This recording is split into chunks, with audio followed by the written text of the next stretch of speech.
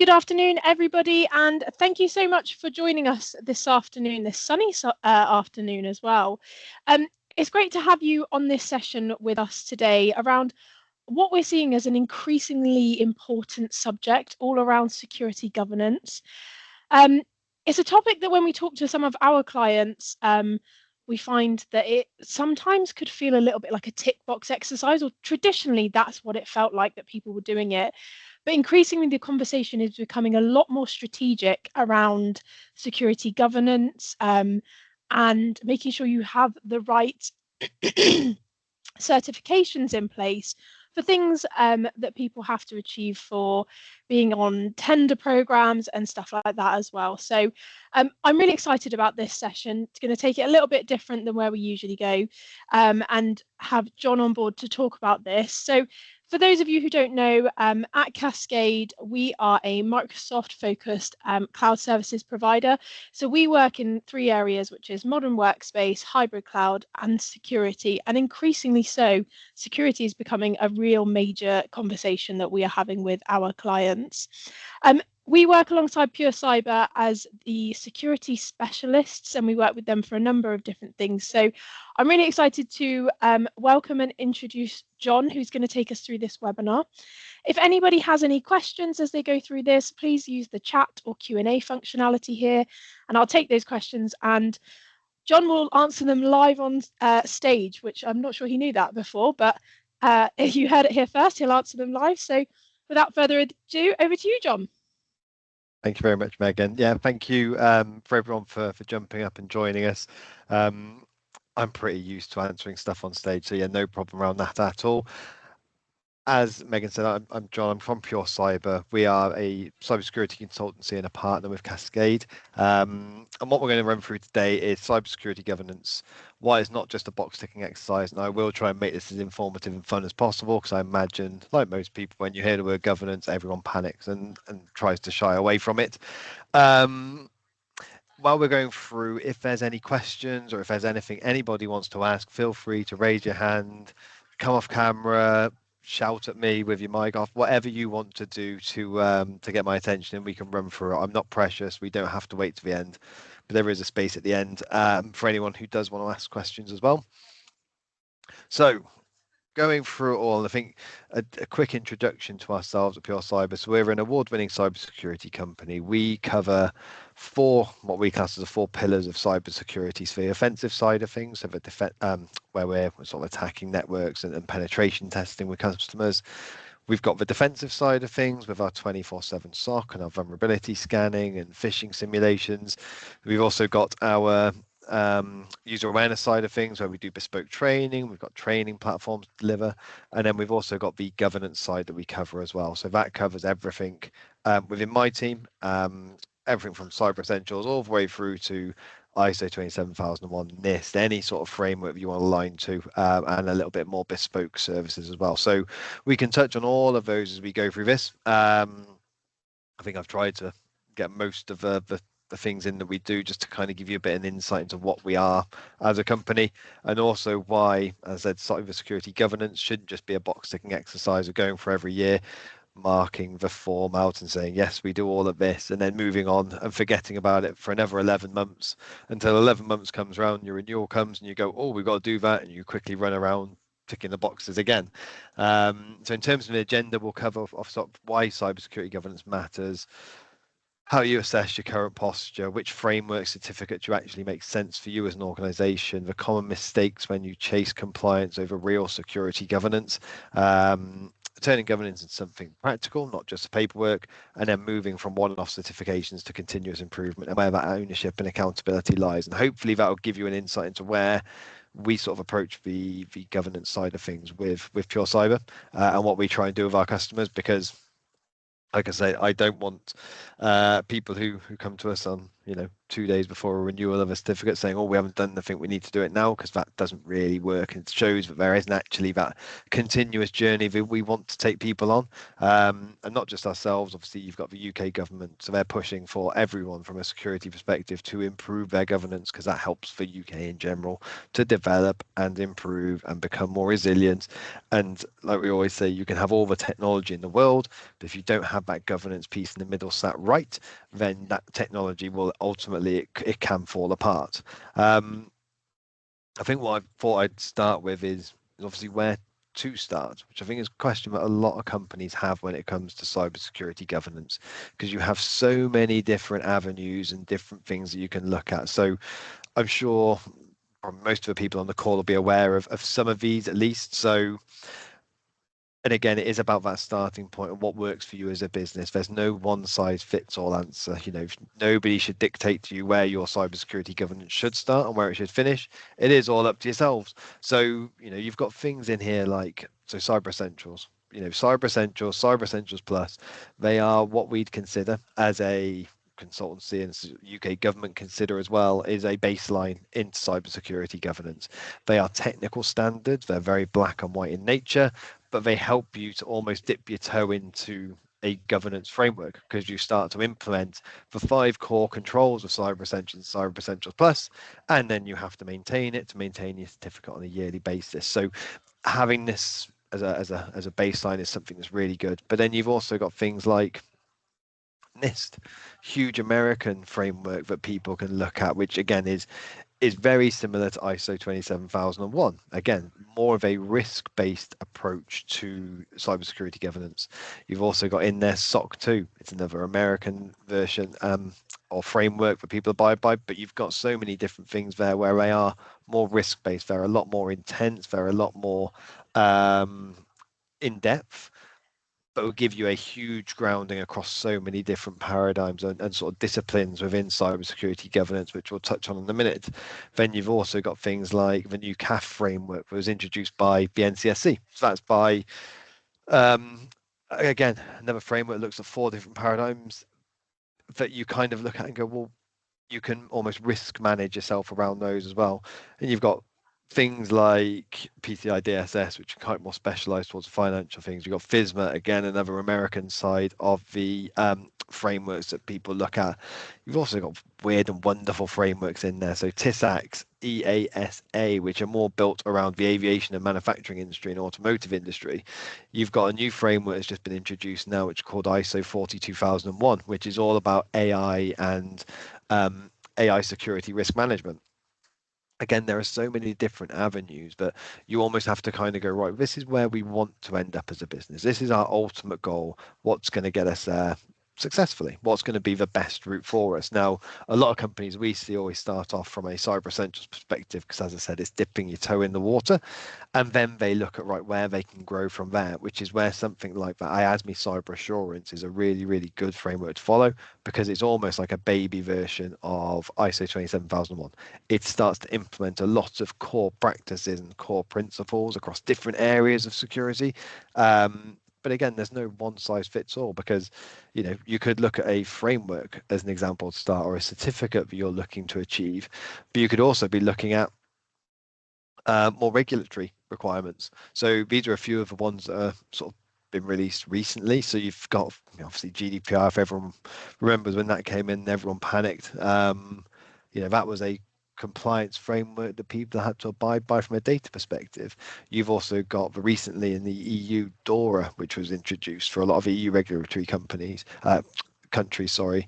You've got NIS 2, which is another one that's been brought out by Europe, which has a lot more compliance elements to it, things like instant response, things like supply chain management, and has those core principles in. You've got last year was the Data Use and Access Act that was introduced in the UK, which takes Data Protection Act to a whole new level.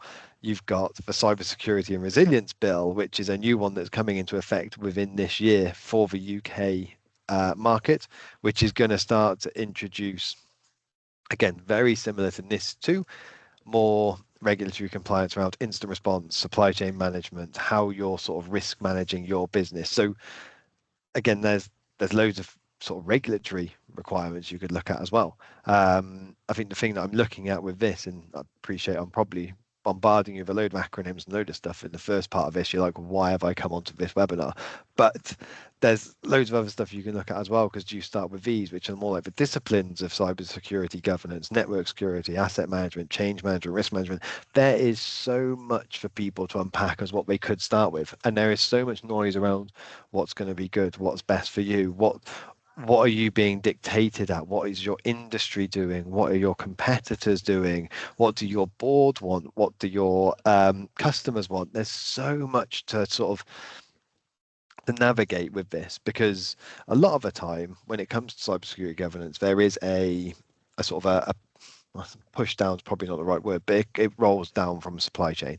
So if you think of like the NCSC now, when they introduced Cyber Essentials, it was a new scheme that went into every single government entity, and then the government suppliers pushed that down to sort of the SME market, to the supply chain, said, right, we want you to be Cyber Essentials and Cyber Essentials Plus, which is why it's had a huge uplift now in terms of that as a framework. If they turn around now, the NCSC or the UK government, and say, well, actually, we'd quite like people to be IASME cyber assurance, or we want people to be aligned to ISO 27001, suddenly there'll be a huge uplift in these certificates, because that's what people need to look at. But it's a huge step to go from 0 to 100. Nobody can do that overnight. As much as it'd be amazing for everyone to just turn around and go, right, we can get to this point, you have to balance it with resources you've got internally. You have to manage it from a business perspective on what's actually achievable. And if it is, Cyber Essentials year 1, Cyber Essentials Plus year 2, IASME year 3, then that's great, because it shows you're continually developing and you are trying to push those right areas. Because like I said, it is complex to kind of go through and look at all of these areas and think, well, where do I start? And typically, from our advice and from what sort of we, we use the word preach, but that's probably not the right word, but what we sort of advise to all of our customers is, you can't do any of these. If I go back, you can't get through Cyber Essentials, IASME, FISMA, all of these frameworks, you can't be anywhere close to hitting these regulatory requirements or for managing any of these sort of different paradigms if you don't manage your data. This is the best place to start for every organization, is understanding where your data sits. And one of the sort of the things that we look at Pure Cyber is, what data have you got? The most important thing, create that asset register, create that data register that says what data you've got, where it sits, who's got ownership of it, what it does, who interacts with it, who has access to it. As I said, what's the impact of that data being either not available or breached in any way, and then what security controls have you got around it. And then from there, you can start to build out all of these areas, because really, until you understand your data, if I choose, let's go backup management as an example, until you understand what data you've got and in which systems and what criticality it is for business, you can't really have a backup management process that works for you, because you might have some data that's sat over in a corner you don't really care about, but it's being backed up on an hourly basis. Well, in theory, it doesn't need to be. It could be on a weekly basis, it could be on a monthly basis. You could then impact how you back up that data if it's in a third-party system. Think instant response. Again, if you understand where your data sits and in which assets, and you know the impact of it, if there is an incident based on that asset or application or however you want to call it, you know whether it's going to be a critical incident or not, just from what data's in there straight away. Same with, let's go, supply chain management as well. This is the one that I always talk about, because when we went through our process of going from sort of Cyber Essentials through to IASME and ISO 27001, what we used to have as a company at Pure Cyber is we always used to go through our supply chain and go, right, if you're Cyber Essentials Plus equivalent or above, we're happy with you as a supplier. We'll bring you in. We appreciate you've got the controls in place. And if you don't have that, we'll issue you with a security due diligence questionnaire, which then we would review and see what kind of access we'd want to give, and almost kind of benchmark that company. And when we were going through it, we realized, well, actually, some of the companies who we deal with who had Cyber Essentials Plus had less in place than some of the companies who didn't have Cyber Essentials Plus, but didn't meet the requirements, so it had our due diligence questionnaire. And then we realized, well, actually, some of the people who didn't have Cyber Essentials Plus and didn't went through our due diligence questionnaire, the data access they had and the access they had to our systems was so minimal, we weren't really too, obviously there was an element of we want to make sure that they're risk managed, but they weren't what was deemed as like a critical supplier to us from terms of the data and an impact, operational impact for us. So then we changed our whole process completely and almost go, right, we take every supplier on a risk-based decision, almost like a data protection impact assessment, a business impact assessment, a supplier risk assessment on every single time we bring in a new supplier, regardless of whether they just provide us with snacks to the office all the way through to a third party SaaS provider, so software as a service, huge cloud applications. We go through the same process with everyone, so everyone has that completely structured view from supply chain. But it all starts with data, because if you have the same security controls in two suppliers, but one supplier has a lot more critical data, you're going to risk manage them a little bit more. You're going to have extra checks in place against them compared to one that doesn't have access to the same data. So everything from a security framework governance perspective should always start with data, which I know some people don't think is exciting, but from a data perspective, you can't run a business without having data. I'm sure you probably could, but there would be an element you'd have to have some sort of data within there as well. So I think it's making sure this is your starting point for everything. You have a physical asset register where you look at assets you've got within your business, and you have a data asset register. And then from there, you can make all of these decisions and make them bespoke to yourself and make them actually work, which is the main thing. The thing what we see a lot of the time as well is people will implement a standard or a framework or try and aim for a certificate that just doesn't match what they can do from a data perspective. If you think of a lot of companies who sort of work within, let's say, manufacturing or defense industry, where they have a lot of IoT equipment and legacy equipment because it costs a lot to sort of that OT environment to be updated.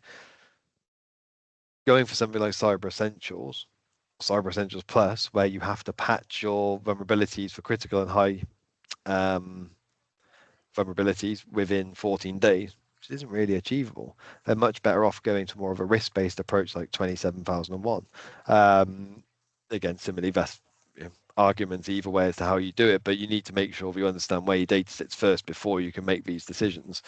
And this is where we kind of come on to is how to sort of assess your current cyber posture, because really you have to do something that is business aligned. There's no point, and this is where we see a lot of companies say, right, we want to go to ISO 27001, and they don't have backing from senior leaders or from other departments as well, because then it becomes an uphill struggle because you are fighting everyone at every point of turn to try and get over what you want to do. There has to be a business decision first. You can't create a strong security governance program without that business alignment, because people you hit barriers. That's when people don't like governance. That's what I say there. It has to be supported by stakeholders as well. You have to have that backing in place, not just at seniority levels, so the board who pay the bills and stuff like that, but also within your sort of department lead groups, I suppose is what you'll call it. If you're going for something like, I'll use NIST because I've used 27001 as an example before. But if you were to go and align yourself with a NIST framework, which is, I say, more American-based framework, it's got loads of clauses, loads of controls in it. If you were going to go do that and you weren't aligned with your HR department, your HR teams, there is a huge section of that as a framework, which is all around people controls, what they have access to, what your screening's like. And if you don't have that backing from a HR department to be able to deliver it, apologies if anyone from HR is on the call, I don't mean to cause offense to that, but you're never gonna win, because you're always going to be hitting the same barriers. It just has to make sure that it works for the business, and typically, like I said, it's aligned to customer requirements. Supply chains dictate this so much in terms of what companies end up doing. So you think if you want to go down a cybersecurity governance journey, in an ideal world, you'd want to do it by yourself, and you say, right, no, we're going to do this for the good of us in the business. 9 times out of 10, it is because it's a requirement from a contract. So if you have that requirement embedded and it's going to be profitable to a business, then you get stakeholders aligned, you get internal teams aligned as well, and it does make the process a little bit more streamlined because it's more of a collective effort rather than one person trying to champion governance throughout the company. It's that, right, if we do this, we can get X, Y, Z. Brilliant. Everyone will benefit from that as well. As I said, that you have to be, when you create a strategy from a cybersecurity perspective, from a governance perspective, like I said, it has to be achievable. There's no point going to 0 to 100 in one go, because you will not go and you will go, no, this is too much work, and then you'll just fall down. From experience, I mean, you might prove me wrong, that'd be lovely, but it is that kind of like, you don't run a marathon before running a 5K. That was a very cheesy Instagram centric line, but it is that, isn't it? You can't get to a marathon. Again, feel free to correct me if I'm wrong, and if you've all run a marathon without doing 5K, then fantastic. Well, fantastic, brilliant, it's a bit of achievement, but like, you have to go to where your first milestones. It's why Sonic the Hedgehog had rings when it went round it, and you got through each goal, because you can't complete. I'm going to go off on a tangent here. I told you, Megan, you got to watch out for me on this. But if anyone remembers Alex the Kid when you were younger, and not having any save points in Alex the Kid, what an absolutely arduous task that was, trying to complete that as a game. If anyone doesn't know Alex the Kid, you're going to think I'm weird now anyway, but that's fine. Whereas when you get to like Sonic the Hedgehog and different games now, and you have these milestones you put in place where you go through a milestone, then that's your save point. And in theory, cybersecurity governance is exactly that. You have milestones, you have checks you want to complete, and that's where you go to. And this is where it says it's got to be adaptable as well. That's a really good segue. But like, if you're going down the route of one framework that you want to adhere to, and it's not working, and you think, well, actually, I need to swap, I need to go to somewhere else now. You have to have that adaptability internally to be able to do that. You also have to be adaptable enough to actually change what you want to do in a situation. As say, for example, you wanted to implement let's go for a change management process, and you had something in your mind that was going to work, but actually when you spoke to business owners, to asset owners, to stakeholders, they turn around and say, well, that's not going to work for us because of X, Y, and Z. You then have to be an adaptable person to be able to go, right, okay, can't do that. That was my original plan. How are we going to achieve this? How are we going to get to our end goal of implementing a change program that's going to work for us? And that's what, again, it all comes down to. Cybersecurity governance, has to be aligned to yourself. It has to work, and it has to be simple. The more complex you make it, less likely people are going to follow it as well. I think the only way really to be able to conduct, to sort of assess where you are from a current cyber posture, is to conduct an audit. It's an externally verified, independent audit on yourselves as well. The amount of times we say, right, speak to a customer, they say, yep, we've done an audit. We say, right, who did it? Well, we did it internally. You're like, okay, well, it's not very. Whilst there are merits to doing that, and it's good for you sort of taking that internal view, having that externally verified audit is a real true reflection of where a business is, because you can't hide from an external auditor.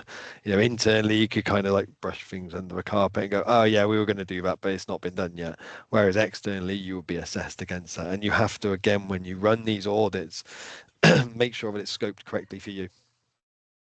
If you're aiming to achieve Cyber Essentials Plus, don't run an audit that benchmarks you against NIST. I mean, it's all pretty standard stuff, but again, time and time again, from when customers go through this process from a governance perspective, and they go, oh yeah, we had an audit and it just said red everywhere. It's like, well, yes, because they're aligning you to something that's unachievable. You need to have something in mind that you are, on the road to achieving, and then this is where you benchmark yourselves against. It's what we see time and time again. It's a set product that consultancies give out and go, right, this is your audit, this is what you're having. Well, no, you need to, again, benchmark to where your business strategy is going to go to. In the amount of organizations last year, we ran audits for NIS2 and for DORA, because they were a European entity, so they had to get these things in place. That's where we benchmarked them against. There was no reason that we were ever going to go and put them against the NIST standard, because it just would end up with a report that was red, red, red, red, red, because there's loads of stuff in NIST which differs to DORA. I mean, once you get up to that level of 27001 NIST, SOC 2, FISMA to a certain extent. You can map across to loads of different frameworks relatively easily, but you need to have these building blocks in place, which is where starting with things like Cyber Essentials, Cyber Essentials Plus, and IASME does help to provide you with those building blocks. And I think that the one thing that we always see as well, and it's one of these common mistakes, which I know I've sort of touched on within this so far, is using cybersecurity governance as a tick in the box. So just going, yeah, fine, we'll do that, and not really paying too much attention to it from an ongoing perspective. And this is where you end up with situations where you it becomes arduous is probably the wrong word, but what I mean, it becomes a bit pointless if you're not looking at your compliance on a regular basis. If you're not looking at your governance constantly, then you end up in this scenario. You just go, yep, fine, tick, and off you go. And then the next year round, you go, yep, oh, got to do that now. I've got a month left to do it. Tick, off it goes. And it doesn't implement any changes to a business. You are just in that constant cycle of, oh, it's just governance, it doesn't matter. Whereas actually, when you think it through, it does touch on every area of a business. You have, even if you've got, let's go for a sales department. Let's choose them, and they're sending out proposals to wrong customers. There's wrong data going out on there. There's issues around how they're managing their data. That data's stuck on their computer rather than being held within, 365, for example, or SharePoint. Again, these are all things that actually do make a huge difference when it comes to data protection, data retention, and again, data is key to a lot of these situations as well. I think making it complicated is again another common mistake we see. Like when people talk about policies, they think, oh, it's going to be a 25-page document. It's going to be awful. It's going to be like reading Lord of the Rings 5 times over to read through the policy. It doesn't have to be that. There's nowhere in any framework that says your policy has to be a certain length. There's nowhere anywhere that says it has to be a certain style. There's nowhere anywhere that says, but it can't just be a workflow or an image. There's no set requirements when it comes to policy. Yes, when you get to certain frameworks, you do have to include bits and pieces in them, but it doesn't mean you can't be a bit more creative with them. It doesn't mean you can't put them into a cloud application to manage them. So like we've seen a lot of customers as one of the who use a lot of people who use things within SharePoint and take advantage of SharePoint and Planner and task lists and all of that, which is again great. We've seen customers who use things like Atlassian and Jira and use that as like a ticketing system for it. We've even seen customers who use project management systems like Trello and things to actually manage their policies as they go through. HR systems have got them in there, but they don't have to be complicated. You don't have to create 100 words. I'm probably, it's the word I was going to look for there. No, it's probably quite ironic when I say you don't have to make it complicated and then talk on for about 2 minutes about why you don't have to make it complicated, where it is just really simple. A couple of pages, a page. This is our process. This is what we do. And then people will read them, which is the best thing about policies, when people actually read them and take acknowledgement of them, because they're not long. Because everyone sees a 400-page document or 20-page document and goes, oh, I do not want to read this. You don't have to. And again, like I referenced earlier about, once a year kind of scenario of going, oh, we've got a renewal coming up. We've got a renewal coming up. In theory, there shouldn't be but in my opinion, there should never be a renewal date on a cybersecurity governance. You should be able, from an auditor's perspective, to jump into a business at any point in any time of any year and run an audit, and it should be compliant, and you should be able to move. And you will find stuff because it's just human nature, isn't it? If you think of like if you did the same with your car, let's use that as an example, and an MOT wasn't once a year, because again, very similar in nature. You get your MOT and you go, oh, I got my MOT next month, I hope it passes. Same with compliance. Oh, I've got my renewal next month, I hope it passes. If you would just, again, the DVLA, I don't know whether they would do this, but came along and just went, right, I'm going to audit your car today to see if it will pass from an MOT perspective. You guarantee people to take more care of their car, would take it to the garage more often. But it's the same situation from compliance. And this is where once you get to a certain level, so SOC 2 Type 2, which is an American-based framework, again, really, really good. but that is we can drop in at any point and audit you kind of situation. It's over a 3-month period, I believe, but again, really, really nice because you don't know when it's coming, so you have to be on top of it. Whereas things like Cyber Essentials, IASME, ISO 27001 to a certain degree, NIST, they all are point in time assessments. It's annually, it's yearly, but really it should just be we jump in and we do an audit and you fail or not. You know, it could be 1 month, it could be 12, it could be 15, but you don't know when we're coming. I don't think that would be a lovely way for the world to work for governance, but I think people would have an absolute nightmare. Even one of our customers knows me quite well. They said dropping audit sounds like a horror film waiting to happen, or one of the best documentaries known to man, because I think that'd be a real good insight into people's lives. Again, it is this. So from anyone who wants to go from a one-off to a continuous improvement plan, I don't know if anyone's come across this before, ever use this as a frame. It's our plan, do, check, act is the terminology. So it's 4-part continuous improvement program, but a lot of companies try and adopt, and it is one of the best ways to do it. So, and it is as simple as it sounds. You plan it, you do it, you check it, and you act upon it. It's that staged approach. So if you find an opportunity within your governance, so let's say, for example, you realize that when you were looking at your vulnerability management program, let's use that as an example, and you spotted an opportunity there to how you could improve upon it and how you could actually make it so that you have more visibility over your vulnerabilities, or you could run reports on a hourly basis rather than a monthly basis, or you saw a new patch management tool that you thought was going to be a really good improvement to how you were doing it. Again, you create a plan for it, you create that business case, you make sure it aligns to business strategy, and it's within resource and it's achievable. You implement that. You do it on a small scale. So again, test machines, test users, check whether it actually works, evaluate the data, evaluate the results, and then if it works, implement it.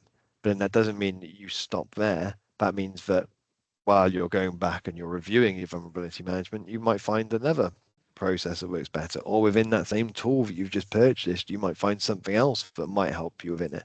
And again, it's that constant reevaluation of what you're doing. It is that continuous improvement cycle. It's what a lot of the larger governance frameworks are built on.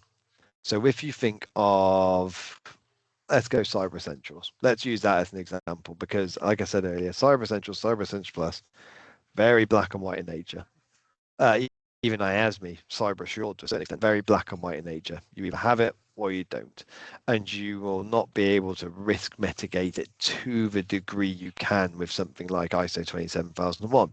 With ISO 27001, it's a fantastic framework, in my opinion, because it gives you the freedom to create your own risk appetite and create your own risk tolerance levels, and then create your programs and policies and processes around that risk appetite. So if you have something and you're like, well, actually, oh, this could be improved, we could do this with that, we could do that, but we haven't got the budget to do it for another year. From a 27001 perspective, if you've acknowledged that there's a risk and you've documented that risk in a register and you have an improvement plan to act on it, whether it's in 3 months, 3 days, probably 3 years is too far, but 3 days, 3 months, a year, and you follow that action and you constantly are evaluating whether you can do it, if you can't do it, if you could bring that forward, if it's dependent on other work, that shows that your whole management system is working. And that's the key thing with 27001 as a framework and as a approach to information security governance. You have the requirements you have to adhere to, and you have certain thresholds you need to meet with them. But actually, for the rest of it, you can de-scope certain clauses. You can look at how you can adopt your framework to meet your business needs, which then also meets the 27001 requirements. So it's a lot more flexibility with things like that than you would get with Cyber Essentials and Cyber Essentials Plus. But again, there's a lot of value for what Cyber Essentials and Cyber Essentials Plus does, and it is a good framework to start with. And in theory, if you do Cyber Essentials and you do Cyber Essentials Plus correctly, then you all of the technology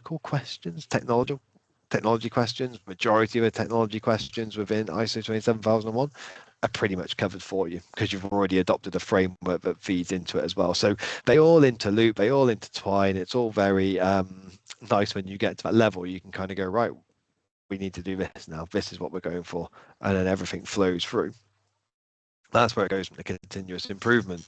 And I think moving from paperwork to practical steps is a really interesting one, because I think there's a lot of companies out there that just go, governance, paperwork, policies, don't want to do it at all. But actually, you can be quite creative with it. Again, there's no set requirement for how you run an information security governance program.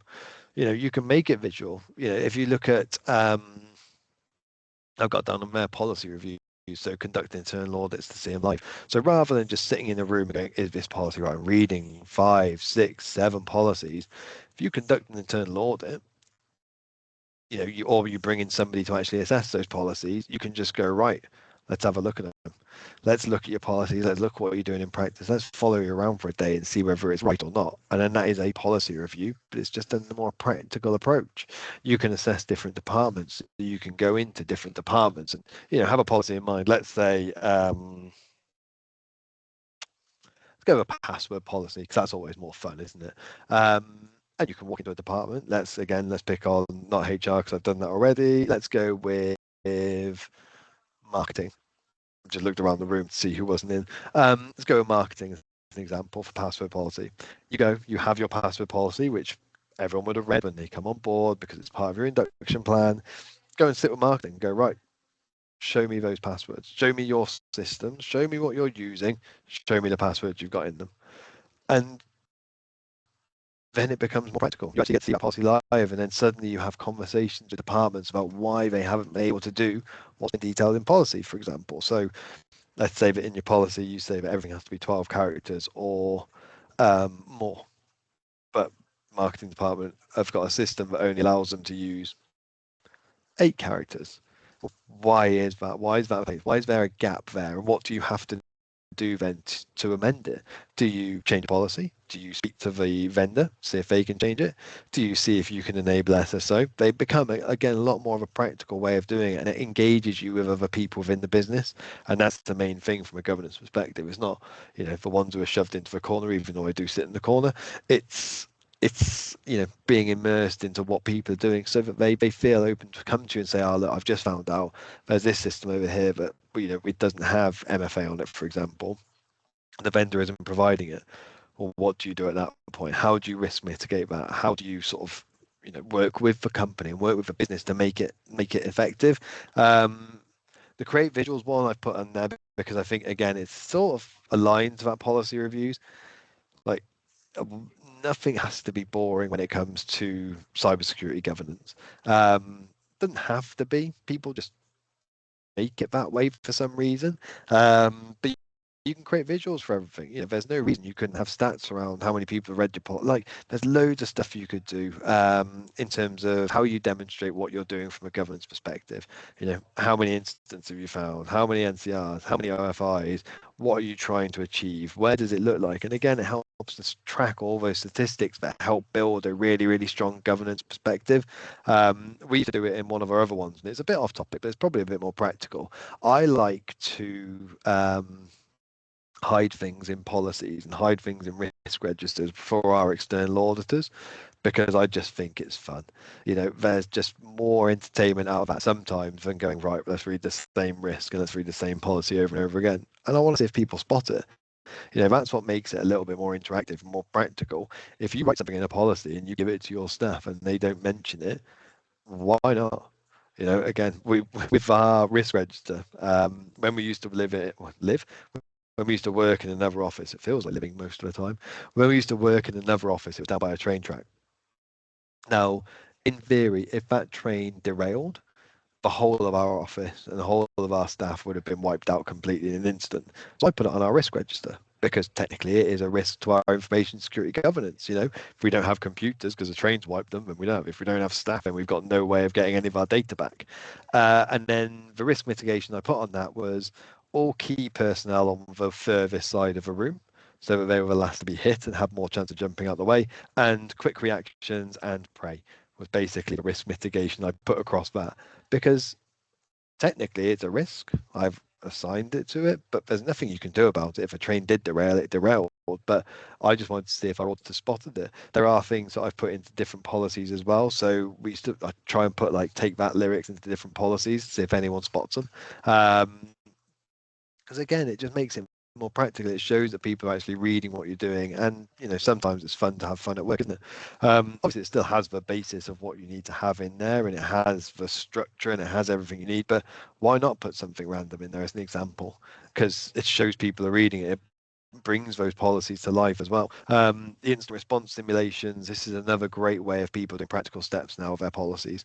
And what we see a lot is if you move it to more of a live play simulation. Now, I don't know here who has ever done an instant response simulation or whatever, but we always found that a lot of organizations would go, yeah, we do an instant response simulation, and they sit around the boardroom and they all get out the policy and they sit there and they read it and go, right, who would do this? Right, Bob, you would do this. And if this situation happened, you would do that. And it doesn't make it interactive in any way, which is why we've sort of created more bespoke simulations where we actually test what's written in the policies, we test what's in the process documents, test from a supplier perspective. So we're a Cyber and NCSE also acronym Cyber Incident Exercise Assured Service Provider, because why would the UK government want to give it an easier name to do it? So basically it's instant response simulation, but when we go and do them, we don't say, right, we're going to do a bog standard simulation. We're going to go, we want to see your policies. You give me your policies, you give me your processes, you give me your supply chain, you give me your access control, network topology, and we will design something around that actually is going to really test you. We did one probably about 2-3 months ago now, and this is one of the most fun ones I've done. Is we sat in a boardroom at an organization with the managing director, and it was only him and one other person within IT who knew we were doing an instant response simulation that day. So what we did is we sat there in the boardroom. We had CCTV cameras on the big screen, so we could see what people in the offices were doing. Again, that sort of set up as an organization. And then we started sending phishing simulations out to people within the business. And then we tracked who clicked on them. And then started flashing up ransom images on the laptops of these people. Because again, they clicked on the phishing link. So in theory, that should be something that happens. Could happen next. So then we saw what flashed up as the ransom images. And then you see people running around the corridors and on the CCTV with their laptops in hand running to the IT department. Then we had a phone within the IT department linked into the boardroom so we could hear the conversations that IT were having with other individuals. And it was just a fantastic way of actually doing a live play simulation, because you saw what people's reactions were, you saw how they're involved, you saw how they set up their instant response sort of process.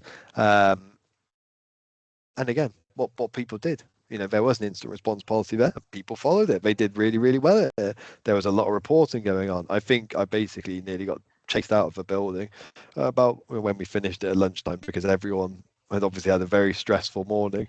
And then I came up and gave a presentation to the company that said, oh, by the way, it was a test, which I don't think people were very happy with. But it showed, again, it makes it about live play scenario. It makes it more practical rather than just everyone sat around the boardroom just going, yep, you do this, I do that, great, we're happy. Because again, it just makes it a little bit more real. I say in terms of what does good look like I said, and I appreciate I've gone through these points a little bit anyway before, but I think it's aligning business strategy to cyber strategy. If they don't combine and they don't align, you're never going to get your cybersecurity governance to do what it needs to do, because either it'll be seen as a business blocker, so people can't do what they think they want to do, or it'll just be seen as a resource that can't be allocated out. Now, really, the way I always see this is your cyber strategy and your cybersecurity governance strategy can be a business enabler. If you're able to prove to customers that you can, Cyber Essentials is a great example. You get Cyber Essentials, you get access to government contracts because tenders always ask for Cyber Essentials Plus. If you can take it to the next level, go to let's say 27 ISO 27001 or NIST, things like that. Again, it opens you up to a huge, a bigger section of worldwide, international, large entities that will ask for this as part of their procurement and their supply chain. But it can be used as a business enabler as long as it matches what the business need to do. So let's use it as an example. If you were to Okay, here's a good example. If you were targeting the Australian market, I know this is a bit wild, but if you're targeting the Australian market with your product or service and what you wanted to do, and you started telling them about why you have Cyber Essentials or what you're going to do with Cyber Essentials and Cyber Essentials Plus, they wouldn't really care. Not because it's not a good thing, but because it doesn't match their market. So they have something called the Australian 8, which is in theory it's Cyber Essentials, Cyber Essentials Plus with a few added extra bits onto it, because Cyber Essentials Plus has 5 key features, Australia has 8, and one of its backups, instant response, and I think supply chain management off the top of my head. But again, you would just make sure that that's aligned, because otherwise, what's the point of doing it? So again, it all starts with data management. You can't go through a governance journey without understanding where your data sits and who's got access to it, what the impact is about data, and what security controls you've got in place around it as well. But that is absolutely critical and key before you can start any journey with a governance approach, because where do you start? You just look at things and go, well, what's critical? Oh, I don't know. Okay, fine. Data is key with all of this. It always is. I said they're simple, digestible, robust policies and processes. They don't have to be huge. They can be one-page documents. They can just be really, really succinct and just say, this is what we do. This is how we do it. This is who approves it. This is how it's signed off. Done. It doesn't have to be, oh, well, to be the most compliant person who we can be, a compliant organization we can be, we like to introduce the following sort of steps and processes because that aligns us to it. Doesn't need it. Absolutely doesn't need it. And I'm sure, as I was saying it, I got bored saying it. As you listened to me saying it, I'm sure most of you got bored listening to me say it. It could be really simple and clear. Access control. We use role-based access control, least privilege. Done. How's it done? IT service desk. Doesn't have to be a ticket goes into the service desk and approver. Just doesn't need it. The share responsibility one, I think I like so much. Obviously, I don't know what everyone's position is within the organizations you work for, but cybersecurity governance should not ever just be seen as an IT issue, because it's not. Like everything starts with, everything within a business really starts with people. It's HR. It's what kind of people you bring into the business, what kind of screening you've got in place. Are there confidentiality agreements? Are there so do you sign NDAs? Do you then get policies aligned to their induction program? Do they sit with, from a security perspective, understand the business in their induction? Like, there's so much that starts within that side of things, but you've also got finance. Let's say, for example, you have your change management board. Somebody from finance should be a representative on there to say whether it is or is not in resource.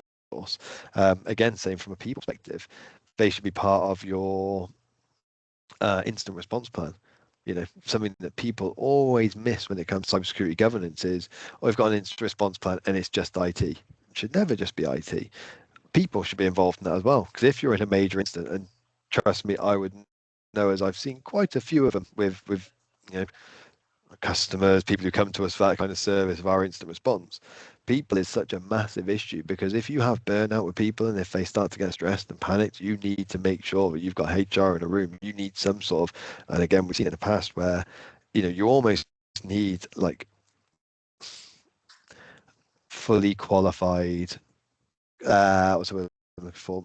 Like, not mental health first aid could be a little bit of a stretch, but like counselors in that situation, because the burnout is real with a lot of organizations. And again, if you're in the middle of an incident and you have like a 40-page instant response policy, nobody's going to follow it, but also people will be more stressed on reading that than they are actually dealing with a situation in front of them. So it's having those people champions throughout all of it, because cybersecurity, again, yes, it's data, yes, it's computers, but it all starts with people, until we all train AI models to take over the world, and then we'll all be obsolete and it'll be like Terminator Salvation. And again, the main one from my point of view, which is something I always say to people, is keep trying to improve. It doesn't matter where you are now. You should be trying to improve the cybersecurity governance that you've got in place, even if it's a small change, even if it is just implementing a bit of a change management process, a supplier risk register that you track suppliers on a yearly basis. And it sounds like a lot when you break it down. If I go back to that first slide where I go, oh God, there's so much I've got to do here because I've got 18 different disciplines within cybersecurity governance I need to do.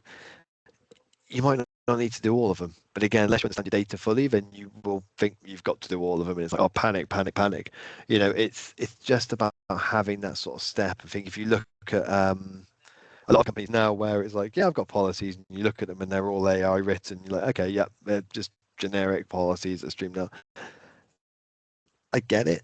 But again, you should be looking at that and thinking, well, how do we improve these? How do we develop these further? The use of AI is a really fantastic one from a cybersecurity governance perspective because it's just taken off so quickly. It is absolutely bonkers how quickly it's been adopted into businesses with no real framework around it. But again, until you understand what data you're putting into those AI systems and AI sort of applications, you can't create a strong framework off the back of it. Again, with a lot of that, people just go, well, we'll use Copilot, it'll be fine, or we'll use OpenAI because we've got licenses for it, we'll ask them to be free. That's fine. But again, what are you putting in there? Is there any control over it? Have you got anyone who's using any other systems? We've just created a AI security audit. There's something that's kind of going through our beta testing at the moment, and that pulls off data for 30 days across systems to see actually what people are using, because what's written on paper, what people tell you, and what's actually being used is a completely different thing. Then you've also got supply chains. So your cloud applications have introduced a new AI model to their cloud application, and suddenly that's got sub-processes on sub-processes and sub-processes. It can go on and on. But I think as long as you start to take a chance and start to move that forward, then it really, really does help. I realise I've spoken a lot. I didn't think I was going to speak for this long, to be honest. But as you can tell, when it gets into governance and what to do, I can talk quite a while. I suppose if there's any questions or if anyone's got any one key takeaway from today, it'd be nice to hear from you. If you haven't, then that's fine. I can move on relatively quickly to tell you a bit more about Pure Cyber. But if anyone's got a key takeaway they want to share from today or anything they want to sort of get off their chest, maybe Alex the kid, then just feel free to raise it now. If not, I can move swiftly on. I think we've got some people typing in the chat box. Oh, okay, cool. Oh, I was on the Q&A one. I think for me, I think what you just touched on there, John, around AI is so prevalent at the moment, and it is changing everything at the end of the day, and it is going to change how people look at governance. And like you say, how much attention they pay. We're talking to a lot of our clients at the moment around their AI policies and how are we ensuring people are actually reading them rather than just ticking that box saying, yeah, I've done that, now give me my license. Actually, how do we make sure people have heard it, understood it, and are abiding by it, because it is such a new challenge that we are addressing at the moment. So we're helping some of our clients actually tackle that challenge and make sure that it's happening before people are given their licenses, before they're done the training, in that way as well. It is a horrible way, because I was at a talk the other day around AI security. So I went, it was for a legal tech sort of event, and I asked everyone to put their hands up if they had an AI policy, which they all did. I asked everyone to ask, I was like, right, who's created that policy? Did you do it or did the AI system? And they all kept their hands up for the AI system because that's what produces all policies. And said, who has actually tested it and audited it against it? And everyone put their hands down because they're like, I don't know how to. And that's why we've created this system where basically it pulls off a load of DNS filtering and a load of like monitoring tools over a 30-day period, and it will tell you what's being used across every single asset. It is powerful. It's really, really interesting. That's for another time because I don't want to talk about AI security too much. It's no all worries. Everyone talks about, right? We've got a question in the chat. So Keith has said, is Cyber Essentials and Cyber Essentials Plus becoming defunct now in favour of IASME and ISO? Good conversation. I'll let you take that, John. Yeah, no, thank you. I think it's an interesting one. I think think there's a lot of organizations who are moving that way. I'm not saying it's becoming defunct, because there's still a lot of need for stuff like Cyber Essentials and Cyber Essentials Plus, but it's so the NCSC are pushing harder on the requirements for Cyber Essentials and Plus now. When it comes into next year, and I think this has been advertised and talked about, there's even more auditing requirements on Cyber Essentials Plus. So as well as having your sample size audited on day one of your Cyber Essentials Plus, you have another random set audited 14 days later.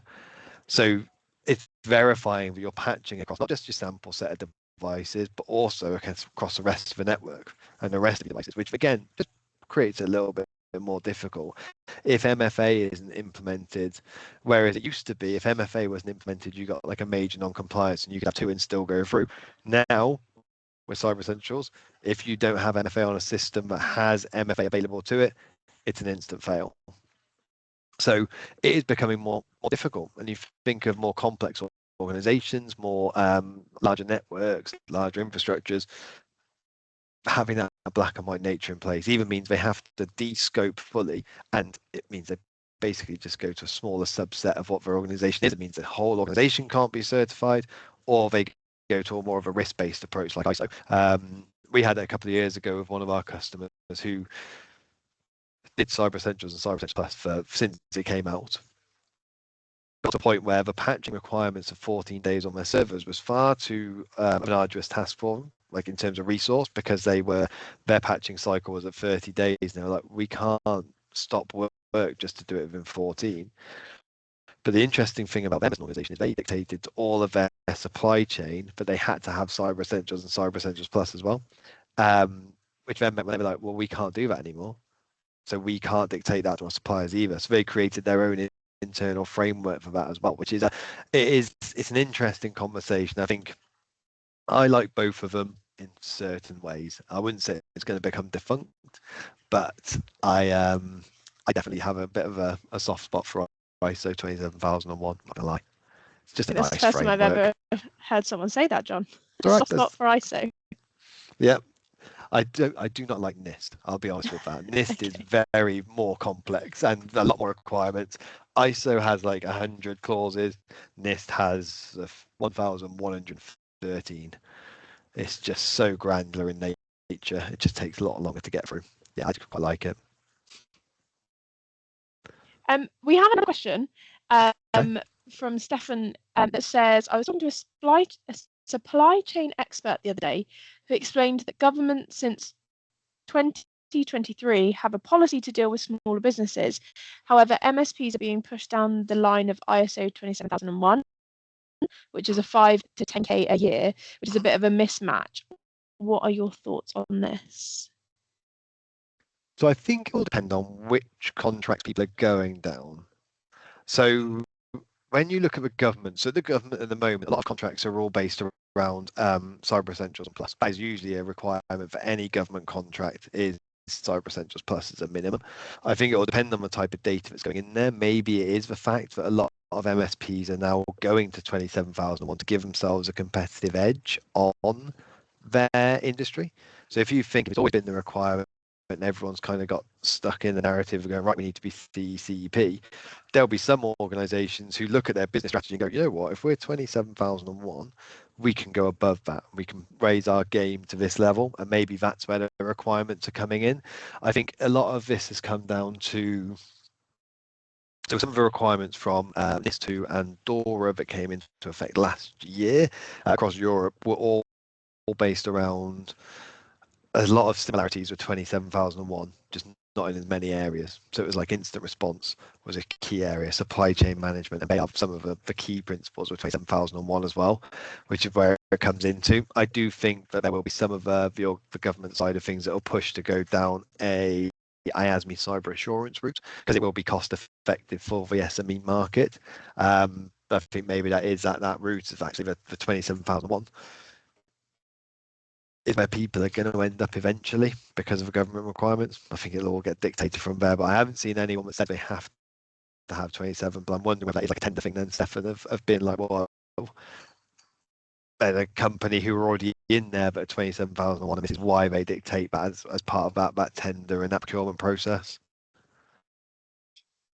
Perfect. Thank you very much. If there's anything else, but I think the only thing that I've got, I didn't get to, I think it's a key point takeaway as well, is, you know, from our perspective and where we sit within that cybersecurity governance, like you say, we have to understand what data you've got and what sort of a process is that you go through. We have so many different audits we can run through for companies. So if you want a governance-based audit, so against Cyber Essentials, Cyber Essentials Plus, like a gap analysis against IASME, we can do that. We can do it against 27001, NIST, DORA, FISMA, NIST, although SOC 2, Type 2 we can do. Basically anything from that perspective, because we come in and we go, right, show us what you've got, and then we'll assess you against that. Technical audits as well, because we can also go down the route of weird, wonderful things like, you know, pen testing against different standard requirements, because there are different requirements from a pen testing perspective across different ones, and then regulatory audits as well. So, you know, you want to align yourself to DORA, NIST 2, to the new cybersecurity and resilience bill that will be in this year, which I think is one of my key things from today, is to make sure that people are aware of that, because that is UK government legislation. There will be things you have to do to get in line with it. So definitely one of my takeaways from today for everyone is to look into that, because that will dictate on where you go from a governance framework going forward.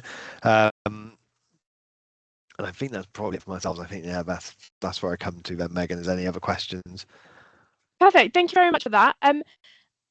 We at Cascade want to understand your organisation and understand how Pure Cyber can help you on that governance journey. And I think it is a journey for a lot of clients and a lot of people. And it isn't something that's going to happen overnight. But understanding where you are today and what that future goal is a really important part of how we work with clients between Cascade and Pure Cyber. So I popped a form in the chat if anybody wants to book a workshop between us to understand where you are today, what you're working towards, and how we can support you on that journey and give you some guidance on that. Complete that form and somebody will be in touch. But thank you so much for all that information, John. That was a lot to take in if you're on that journey. And I think the key part that I took away is every organisation will be different in terms of what framework they need to align to, what they want to achieve, the timescales. But the important thing that I heard is it isn't just a once a year tick box exercise. If it is for you, there's probably no point in doing it other than having a certificate, which isn't that useful anyway if you're not actually aligning yourself to those standards. So make sure you're embedding it into how you work, what you're doing from a security and governance perspective. And ultimately, it will just make you more secure as you move forward. So thank you so much for your time today, John. Thank you to everyone that joined us today. If you have any questions, please put them in the chat. If not, we look forward to speaking to you soon. Thank you very much.